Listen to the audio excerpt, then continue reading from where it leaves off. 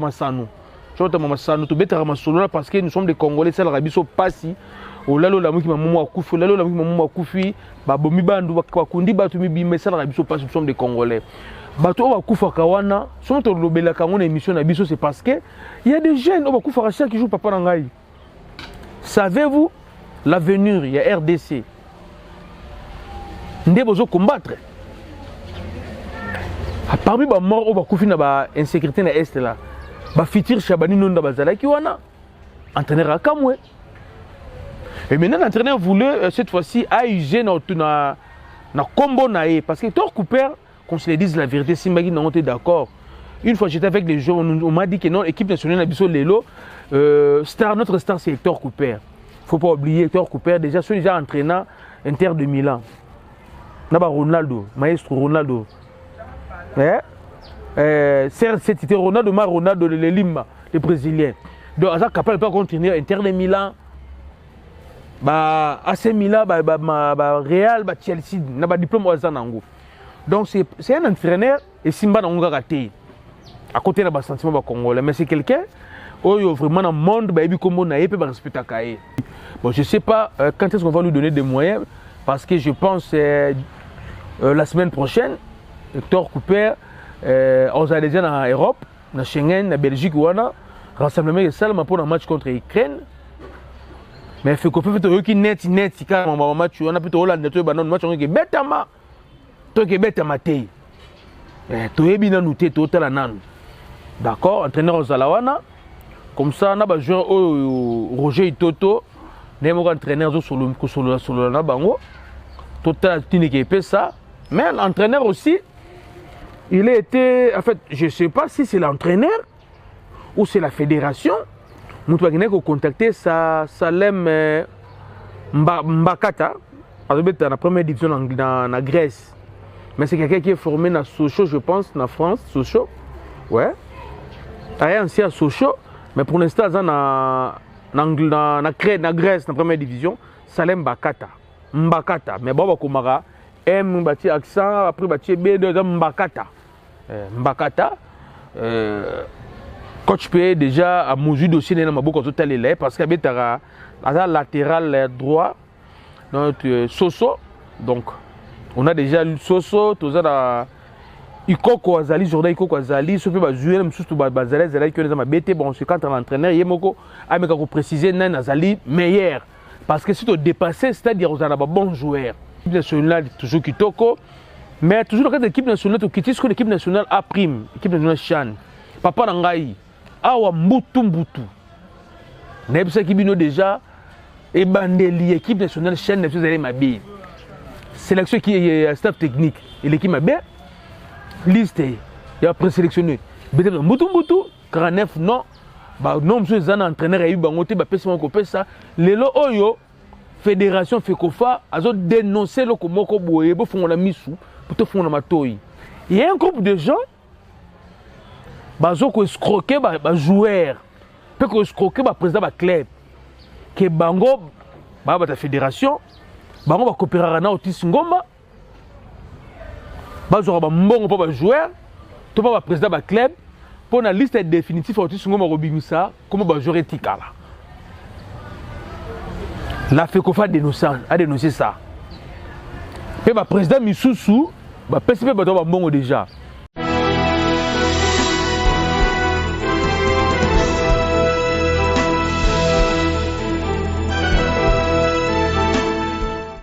Bonjour fidèles téléspectateurs de Congo Progrès International, CPI, on sigle votre chaîne des informations sportives et des informations en général. Aujourd'hui, nous sommes le samedi 14 mai 2022. Nous sommes ici précisément dans la ville-province de Kinshasa, République démocratique du Congo.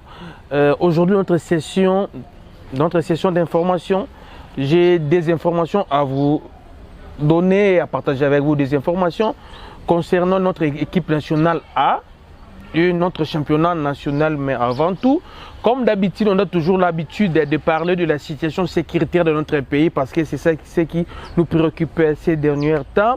Relativement, le pays est calme, mais la situation sécuritaire relativement est calme aujourd'hui. Tout là, qui bien. par grâce de Dieu, mais cela ne veut pas dire que Sili. Et j'en profite aujourd'hui pour parler, adresser un petit mot à tous mes frères et sœurs originaires de l'Ituri, Nord Kivu et Sud Kivu. Bande Konangayi. Bino Oboza originaire en Nord Kivu, Sud Kivu, na Ituri, là où il y a l'insécurité. S'il vous plaît, si vous êtes des Congolais, arrêtez de nous tuer. Botika Koubouma Bisso, nous sommes vos frères. Botika. C'est parce qu'on a fini par comprendre que l'insécurité à l'est de notre pays est allée entretenue par nos propres frères congolais. Des natifs, il y a 3 provinces, il y a la province de l'Ituri, il y a Nord Kivu, et Sud Kivu. À l'équateur, il y avait la guerre avec Jean-Pierre Bembe, et après ici, là. Mais à côté de la guerre, ici, là, on a gâté. Et à chaque fois, ceux qui ont kangi Batou, ce sont des natifs et coin. Donc l'insécurité à l'est du pays, c'est une affaire de nous-mêmes, d'abord les Congolais. Les députés, les sénateurs, hommes d'affaires, Botika, armés miliciens ou Botika. Peut-être vous avez l'argent et on fait déplacer votre foyer d'Abino, ma famille d'Abino ben à Kinshasa là où il y a au moins la sécurité. Mais bandeko on va dans mbongo kim ça va botter na bango te bazo continuer ko kufa. C'est comme de tout le monde, la guerre à l'est, les commanditaires ont tiré des ficelles à Kinshasa. Parmi eux, il y a des députés, des sénateurs, des hommes forts. Il y a un état de siège, les commerçants. L'Assemblée nationale va reprocher qui va interpeller qui va député, des sénateurs. Il y a originaire, il y a Ituri, Nord Kivu, Sud Kivu, Batika Makamu, il y a Biloko, Biso Batamassano. Parce que nous sommes des Congolais, c'est la Biso Passi. Olalo la muki mamu akufi, olalo la muki mamu akufi, babomi bandu bakundi batu mi bimesa la biso pas nous sommes des Congolais. Batu akufa kawana, sont to lobela kango na émission na biso c'est parce que il y a des jeunes akufa chaque jour papa nangai. Savez-vous l'avenir il y a RDC. Ndé bozo combattre. Parmi ba mort akufi na ba insécurité na est là. Ba fitir Chabani nonda bazala ki wana. Ba fitir Edingwe bazalaki wana. Ba fitir Mutomodi Kembe bazalaki wana. Ba fitir Kikaya, non le fils de Kikaya. On a qui athlète son qui mabambango l'unique sport aux arènes aux médailles olympiques. Bazalaki wana. Ba fitir coach Abou bazawana. Mais Boboma Bango. Tout ça c'est la République. Nous devons perdre. Donc, tout ce qui est bien, nous avons bêté, nous avons des députés, des sénateurs, des commerçants, des politiciens, des hommes forts, il y a Ituri. Nord Kivu, Sud Kivu, Bozoatan, il y a solo là. Entre Bino, Botika ko embrouiller jeunesse. Botika ko manipuler jeunesse. Bino bo rouler na ba Jeep na Kinshasa. Mais ba jeune ba na ba Zamba. Bana bino ba okende ba konjela ba Afrique du Sud ba okende ba Dubaï. Je peux lire ba nyepé ba nyepé yebani kuna tena ba Dubaï. Mais bino bozo teke bana batu misusu ba kufa na ba Zamba. D'accord, tout ma solo na biso ma solo ndenge za kaka. Lobi na bete ma solo ya ba comment on appelle ça? Il y a fédération na biso ya natation. Comment c'est presque fédération fantôme mais exalara nango. Lelo na bete li solo ya fédération ya lutte. Mais d'après les informations à ma possession, Moutou Nander Zelapo a fait des informations sous le secrétaire de niveau de la fédération. A joué mon retard, mais RPZ au Kende, Webi Kinshasa, n'est comme courant, c'est un peu compliqué. Ce courant qui a, donc, il doit rater l'émission Pamba. Et on a sali, c'est pas grave, même demain dimanche, nous recevons le Lana et après ça des informations. Vous savez, moi j'ai toujours l'habitude de dire la vérité. Il y a un peu de lingara, qui n'est pas un plateau, parce que la vérité est dans le baka. Du fait que c'est vrai et ça verra vrai, parce que la vérité, mes informations, je le puise pas dans la non, il n'y aura pas des personnes habilitées. Non, rien à la fédération X, na solo, X de solo. Donc, papa journaliste, c'est Titi, mon désaboué. C'est bien, mais non, rien à rater. Tu es dans le plateau, tu mets, tu as les araboués. Après, c'est une information à Bangné, il y a pas battre la moussala naïe. Il y a un sens sur donc, Luther, nous surtout. Nous avons une information concernant la fédération Nabino. Peut trouver ma solo Nabino. Il y a Luther. Je parle de Luther, pas de Kacher. Il a dit, yo koto ozate. On va mettre sur la litière. Ma litière, parce que quand tu es dans un sport, tu es un spectacle. Lutte n'est pas sport. D'accord? Pour ma solo, il y a l'équipe nationale Nabiso le par A. Entraîneur Nabiso, l'autre fois, il avait dit, après entretien, na directeur technique national, coach Lussadissou, na conseil technique national, coach Santos Moutubile. L'entraîneur avait dit, lui, il a besoin de meilleurs joueurs pour l'équipe nationale. Et non des bons joueurs. Après 8 matchs, au Salina Léopard, je parle de 8 matchs officiels. Donc, 6 matchs dans la campagne éliminatoire, match de barrage dans le Maroc. Et après, Bilo on a salé cette enquête, une investigation sali. Il a fini par comprendre que non, notre pays, on a beaucoup de talents qui sont exploités peut-être dans le domaine net à Bali.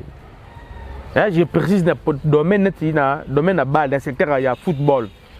L'entraîneur Hector Cooper a fini par découvrir que on a beaucoup de talents. Mais toujours exploité en côté. On a des joueurs qui ont changé les lots. Équipe nationale, c'est tel belé.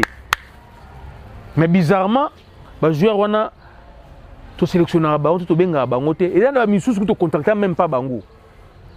Entraîneur à Kamwe. Et maintenant, l'entraîneur voulait cette fois-ci ajuster na combo naé parce que Hector Cooper, qu'on se le dise la vérité, si Magui n'a pas d'accord. Une fois j'étais avec des joueurs, on m'a dit que non, l'équipe nationale Nabiso Lelo, notre star c'est Hector Cooper. Il ne faut pas oublier Hector Cooper, déjà, celui déjà entraînant Inter de Milan. Naba Ronaldo, maestro Ronaldo. C'était Ronaldo, Ronaldo de Lima, le Brésilien. Donc, ça capable de continuer Inter de Milan, AC Milan, Real, Chelsea, Naba diplôme au Zanango. Donc, c'est un entraîneur et Simba n'a pas raté. À côté de la sentiment congolais, mais c'est quelqu'un qui vraiment dans le monde, il peut respecter Kaye. À Tali, il va présenter une liste. À Tali, il y a moi, mais qui monde dans la recherche de ça, il a compris que non, il y a beaucoup de joueurs qui vont présenter qui est. Pour naïe, il y a une équipe nationale. Alors, quand tu fais la base des données à Fekofa, à Monde Bakombo Missoussou, avec aussi renseigné, il a trouvé que non, il y a beaucoup de joueurs qui faut l'équipe nationale. Il va renforcer le poste de l'équipe nationale. Oh, il est mon entraîneur à Boalobi. Bon, je ne sais pas quand est-ce qu'on va lui donner des moyens, parce que je pense la semaine prochaine, Hector Cooper, on va aller en Europe, en Schengen, en Belgique, ou en rassemblement de salle pour un match contre l'Ukraine. Mais il faut qu'on fasse un net, quand on match, on a plutôt Hollande, on a un match, on a un bêtama. Tu as un bêtama. Tu as un bêtama. D'accord, entraîneur aux Alawana. Comme ça, on a un joueur Roger Itoto, on a un entraîneur sur le Nabango. Total, tu n'es pas ça. Mais l'entraîneur aussi, il a été. En fait, je ne sais pas si c'est l'entraîneur ou c'est la fédération. Nous avons contacté Salem Mbakata, dans la première division en Grèce. Mais c'est quelqu'un qui est formé dans Sochaux, je pense, en France, Sochaux. Ouais. Il y a aussi à Sochaux, mais pour l'instant, il y a en Grèce, dans la première division, Salem Mbakata. Mbakata. Mais bon, Komara, M, bâti accent, après bâti B, deuxième Mbakata. Mbakata. Coach P déjà à mesure dossier dans ma boucle total parce qu'il y a un latéral droit, donc Soso. Donc, on a déjà Soso, tout ça. Ikoko Azali, Jordan Ikoko Azali, ce qui va jouer, même surtout Bazalé, Zalai, qui est dans ma BT, bon, c'est quand l'entraîneur, il y a beaucoup à me préciser, Nan Azali, meilleur. Parce que si tu dépasses, c'est-à-dire qu'on a des bons joueurs. Et maintenant, on veut avoir une équipe avec des meilleurs joueurs. C'est ce que l'entraîneur a dit. On va avoir une équipe nationale avec des meilleurs joueurs. Et il a même précisé l'Issoussou récemment.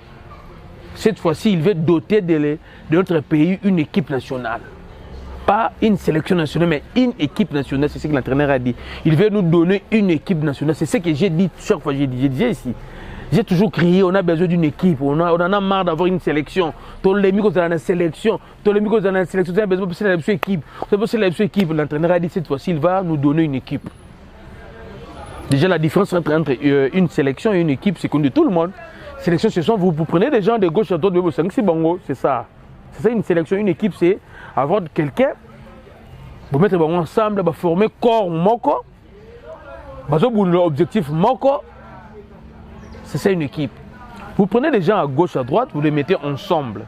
Et ensemble, vous formez corps moko, vous avez l'objectif moko. Comme mutu moko. Ils seront 11 sur le terrain, mais vous avez mutu moko. C'est ce que nous voulons. Entraîneur nous a dit ça. Et donc, dossier à Salem, Mbakata, tout le temps, ils ont évolué. Ils ont évolué. Et d'autres choses qui sont Djogwana à Kinshasa. Attends, on compte à stadité, ma bête match contre Gabon. La bête tango, ça l'a bien. Et ça l'a bien déjà. Nous savons déjà que le joueur tel que Chancel Mbemba. D'après les dernières informations, Chancel Mbemba pourrait, entre guillemets, qu'il y ait Naples, en Italie. Bah, vous mettez à moi trop. Hein.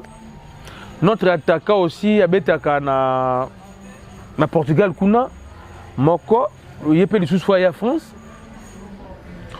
Donc, en fait, il y a beaucoup de choses qui se passent hein, au niveau de la transfert qui est Salama. Je pense que cette fois-ci, au moins, nous aurons des joueurs dans des équipes aguerries. Il y a des équipes aguerries, tout le monde va jouer. Ligue des champions, on a Congolais. Ligue des champions, on a Congolais. IFA, on a Congolais. Tout le monde. On a un niveau Europe, un niveau Asie. Je pense que c'est une bonne information également. Luinda Mazolong équipe Néwana, Bazalaga Zolongwa, Shadrack Kakolo, sauf imprévu, doit quitter Amiens.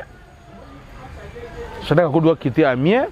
On a appris aussi que Joël Kiasumboa, notre coach, comme notre gardien, Joël Kiasumboa, une fois qu'il a testé place Moko Batalae, vraiment, Golé, nous sommes de cœur avec toi et Kende Simba parce que tout a besoin de yo, Joël Kiasumboa, Ndenge Zalaraka, qui ressemble à Zalangote, Joël Kiasumboa Kitoko trop, l'équipe nationale toujours Kitoko, mais toujours le cas de l'équipe nationale, qui ce que l'équipe nationale a prime, l'équipe nationale Chan, Papa Nangaï, Awa Mbutu.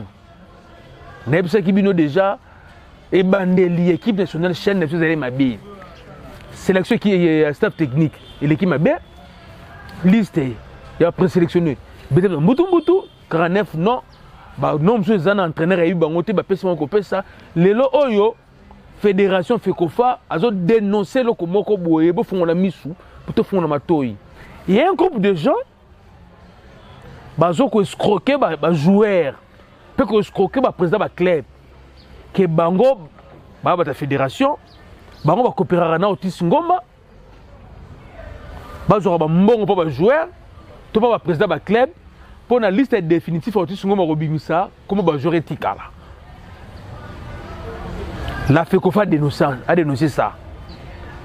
Et le président Missoussou, le PCP va mbongo déjà. Le joueur Missoussou peut l'anticiper déjà. Mais la FECOFA dit que Makamoni, c'est Otis Ngoma, le coach Guy, et le coach Miayo, Vanda, Tali, joueur, tu bosses un témoin, quand tu n'as pas la combe, tu as joueur, tu as évolué, tu as golé. Après, Bango va sa liste définitive, tu as joueur, au campagne. Comme nous avons une campagne, je sais, ça va évoluer. Ça va évoluer. Mais, FECOFA, na staff technique ya Chan bazo senga mbongo te na ba club pe bazo senga mbongo te na ba joueur. Il faut retenir ça. Ce que moi on a betara balle, on a présélectionné liste 49 joueurs qui va sengi bino mbongo. Bo pesa te. Président ba club.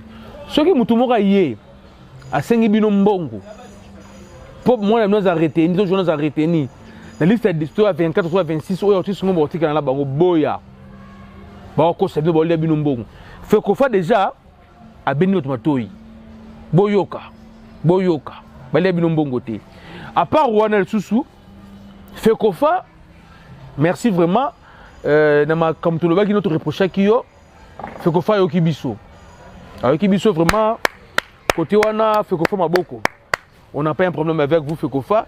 La population, peuple congolais. Donc, notre centre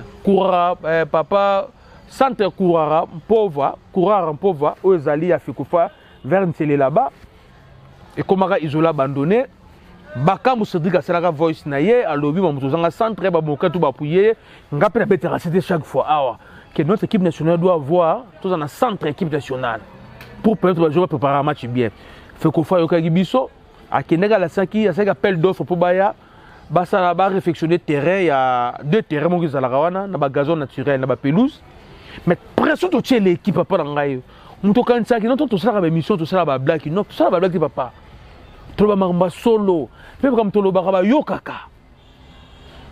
Et on va répondre bisoté.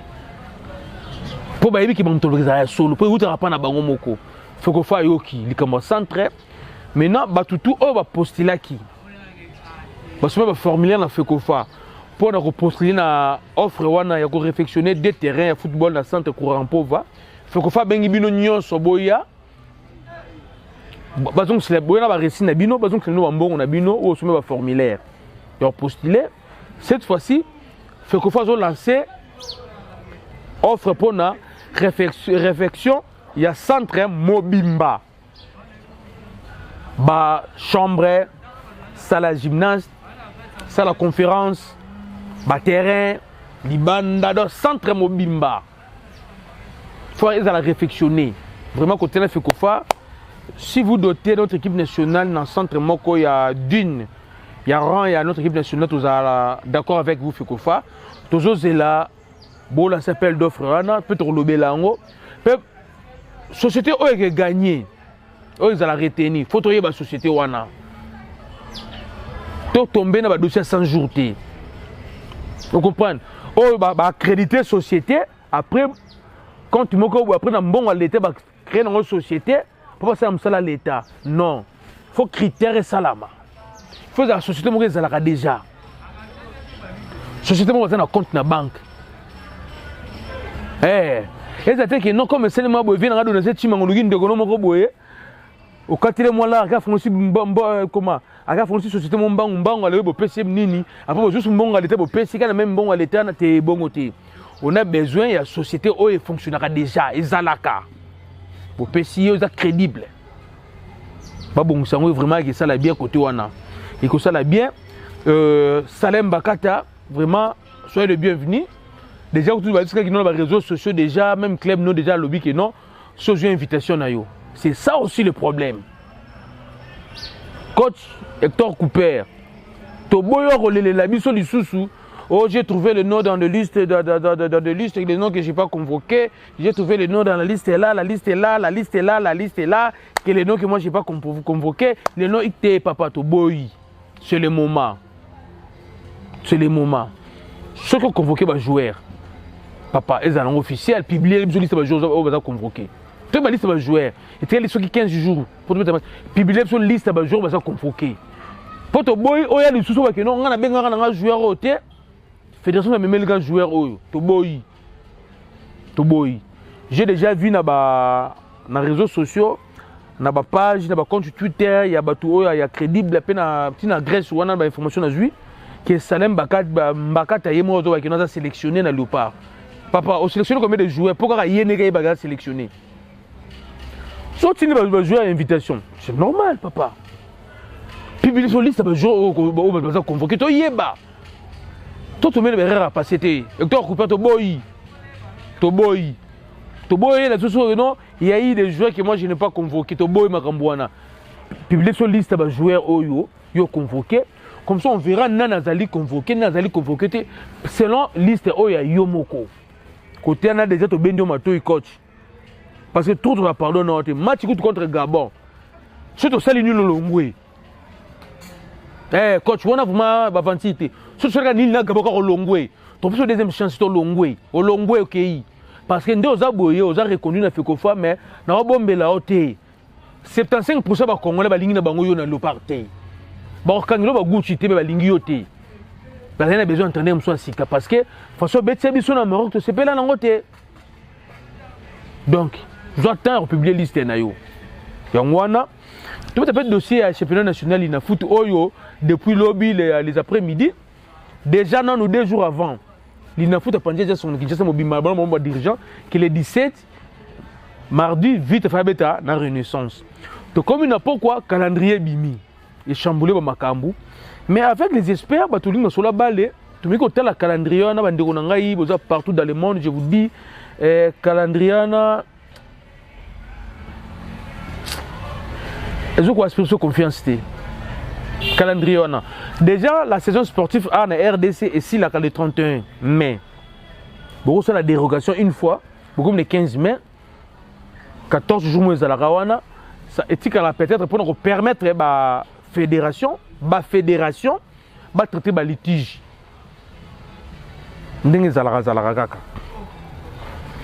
Bon, maintenant, c'est le calendrier, on a déjà. Match à Souk le 17 juin. Saison sportive ici là, le 31 mai. Match à Souk le 17 juin. On a respecter le calendrier. Match à Souk le 17 juin. Alors, tu vas contester que Banda. Tu as fédération évoluer dans l'Ina Foot. Vite, Namazemi contester Ngimbi, Tilelo. Ceux qui 3 mois, Makatakate. Vite, Namazemi contester à Zoma Toutala. Nina Kota à Katatas. Tu as bien fonctionné. Papa, tu as souka wapi. Nakotala calendrier wana. Je perds Sangabalende, Naimana, le 17 jours, si ça va match na bangote. Je sais comment notre championnat fonctionne. Je sais très bien. C'est un club d'amis. Ceux qui nous a prêté, net va vite ba imana ba mazembi ba lupopo ba Sangabalende, soit a prêté ba c'est un rapport à match. Nathalie ba tel ba nini wana, il nga passe. Na ce qui est logo mususu, 20 clubs va mettre match le 25. Après le 25, on a deuxième match le 25 mai, deuxième match le 12 juin. Il faut payer 18 jours. Ça c'est quel genre de championnat? L'équipe a battu match, après il faut payer 18 jours, presque 3 semaines, on va mettre les sous-soutés avant d'y pour mettre le deuxième match. Vous trouvez ça normal? Si il y avait que non, un match par semaine, on allait comprendre. Papa, l'équipe a battu le 25 mai avant les 18 jours. Donc, il faut mettre un deuxième match. Allez-y comprendre. Il m'a remis un dernier match, je pense, c'est le 1er mai. Non, le 31 mai. Après, on remet 10 jours. Pour mettre dans ma Zembe le 10 mai. Donc, ça prouve que notre calendrier, dans le calendrier, c'est bon pour la consommation extérieure, pour faire plaisir aux gens. Dans le gouvernement, mais surtout qui t'a vraiment calendrier oyo et vous s'appliquer dans côté. Aujourd'hui nous sommes le 14 mai 2022. Je vous dis, le 17 juin, on aura des matchs en retard et que c'est là dans côté. Même les entraîneurs. Bah déjà bah club ils ont dit toi mon calendrier bah lobby non oyo ça va mourir et simba nangote mais mbongo bimi déjà tokende mais société d'aviation wana oyo on course wana combien d'avions? Je pense 2. Ils ont pour la footité bah to bele ba no voyage à dans avion na to suka wapi calendrier bimi to beti maboko un ce calendrier no to sama calendrier ngo ba to sango. C'est ça maintenant le problème. Bon, tout ça calendrier wana.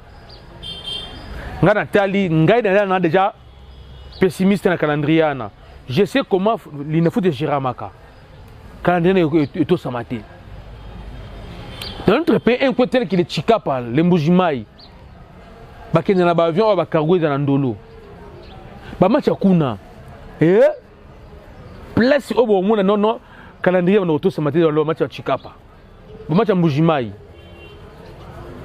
Kuna déjà beaucoup na ebisibino on a Congo ba place où va voler un peu régulier tout ça Kinshasa Lubumbashi Kinshasa Goma Kinshasa Bukavu Kinshasa Kisangani 4 et Sili le reste de la province on a bandeko na foin mais hélas les championnats national tu peux faire la chance. Mais moi je vous dis déjà, calendrier au que tout ça manangote, le 17 juin tu comme match qui est là langote. Vraiment tu si la langue te mais tout le bélo ni bande konangai. Tout le bélo koni. Vraiment dou. Tu rejoins le président ba club au baba qui non ba carte na bango championnat ngo. Pour to bandele na base bien année saison prochaine entre guillemets. Tout à n'engé qui kaka sans oublier le 14 mai na Bercy. Moi na mboka Martin Bakole au Bunda Box. Bibotu yena na Tony Yoka congolais ba bundana. Bon mon na pesé n'engé les gars qui vraiment c'était vraiment entre deux frères na pesé. Les gars qui toko donc vraiment côté qui toko notre champion aussi Ilunga Makabu.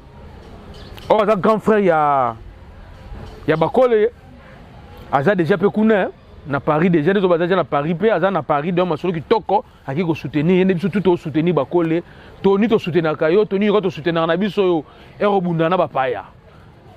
Comme on Robundana, mon ambo, on a des Congolais, tout le monde appelle autre pour que Téléma, il y a RDC donc. Tout ya Sima, il y a Martin, il y a Osam Bezate. Pour citer, j'ai dit Bandeko tout. Nous avons répété les sous SOS Oyo. Oh, il y a un équipement de sport, n'importe quel sport, eux, tu pratiques en Congo, awa, numéro dans les années, à Benganga, tout le monde, moyen Tinda, tout le monde est des sportifs, Nabiso. Bas joueur, par exemple, Babotinité, Bagarre, tout l'équipement, ils ont raté. Nous avons un judo, mais Torsini, bataba handball, nous avons équipement, bataba volley, bataba équipement, bataba taekwondo. C'est un équipement, sportif. Papa Bengangai, Toluka, moi, commissaire Langango, Toroluka. Ce moment qui est non, tu as maillot. Vous avez 14 paires, 15 paires. Il y a maillot, Benganga, Tinda, Toluka, équipe, première division, tu as deuxième division, tu as la Ligue D, tu as Pessi Bango, tu as Sungamboke qui est de Liboso. Tu as Sungamboke qui est de Liboso. Merci à Cédric Bakambu, la fondation Bakambu. Merci à la projet Bozana Ango, vraiment tu sais Peli. Merci également à la fondation Chatra Kakolo. Ndenge, aux compter les sous-sous. Ou aider orphelins. Vraiment merci. Merci à tout au Bolandi Bisso. C'est ce plaisir. C'est ce plaisir vraiment. Total de tout le kaka. Ce qui est à retenir, premièrement, aujourd'hui, Zali, Salem Mbakata, Salem Mbakata, pourrait pour la première fois qu'au bête à la RDC. Toujours la liste est définitive parce que ce que je sais qu'il y a un entraîneur apprécié qui est déjà Salem Mbakata en Grèce qui est déjà entraîneur apprécié qui est pour la sélection équipe nationale championnat national et Bimi mais il a raté comment calendrier championnat national et Bimi mais il y a beaucoup de ratés dans le calendrier et ça nous inspire pas confiance que même face à l'angle ici là également il faut retenir Martin Bakole Robunda Lelo, Natoni Yoka, mais nous déplorons une chose, mais son excellence Serge Condé, pourquoi pas Babunda qui peut être que non, combat ou à bord, c'est zapé dans la RTN tout à l'heure. C'est quand même un Congolais. Bon, si un passeport diplomatique, on n'a pas n'importe qui. Papa, on a entre guillemets. Entre guillemets. Na mon a mettre guillemets, ça doit un passeport diplomatique, na d'adju. Na mi qui le connaît Yindaka. Yindak na mona ba image bata poto ba fâché. Est-ce que maître Gims ton avait ba concerné tour au notre centre pour RDC. Je te donne besoin de ton passeport diplomatique oyo parce que Zali très pas RDC ne peut pas. Moi je peux si Vanda bien zo ça vous voyez investisseur a. Tolingi ba bongo. Bipesa la mwanza de to boy. Nous lorsqu'on grandissait, ceux qui ont monté un passeport diplomatique bo banga ye. Mais le comme on a dit na ba vide le ba c'est ba ozona bango ngo na ba tanti li na ba ozona bango pango parce que okika ba mutazu okibondazu tolobi kaka ba to mériter ba passeport diplomatique bazali na ba mususu pe ba ozo bizuela la mwanza mutu baluka na la police na Canada qui m'a venu na Belgique aya ba passeport diplomatique papa bokeba. Nous sommes de cœur avec la famille de Jody Lukoki. Nous sommes de cœur. Tout le monde qui hommage aux équipes de Twente. À cela qui n'a moi, c'est surtout pas si. Mais les Karango, j'espère qu'il y a un match de Robert. Ceux qui te remettent à son Ukraine match en go. Moi, il me dit de se regarder pour naïe.